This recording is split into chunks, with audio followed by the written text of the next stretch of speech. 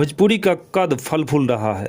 भोजपुरी दर्शक की संख्या 40 करोड़ के पार है। यहाँ अमिताभ बच्चन जैसे महानायक, मिथुन चक्रवर्ती, जैकी श्रॉफ, अजय देवगन और जया बहादुरी हिंदी फिल्म के और भी कई बड़े चेहरे भोजपुरी फिल्म में काम कर चुके हैं। साथ ही साउथ से भी स्टार्स भोजपुरी इंडस्ट्री में अपनी किस्मत आजमाने आ रहे हैं। कुछ नए नाम जुड़े और कुछ गायब हो गए। दोस्तों, इस वीडियो में मैं आपको बताने जा रहा हूँ साउथ की वो हीरोइन जो भोजपुरी में अपनी किस्मत आजमा चुकी है।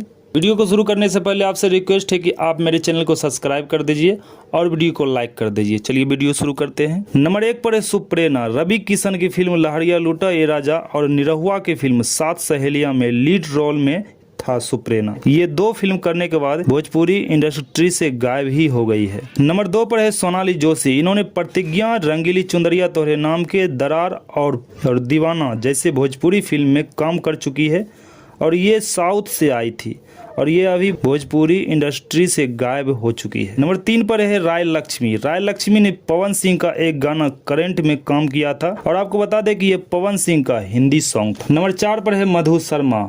मधु शर्मा साउथ की हीरोइन है लेकिन भोजपुरी इंडस्ट्री में अपना सिक्का जमा चुकी है। मधु शर्मा का भोजपुरी में सिक्का जम गया है।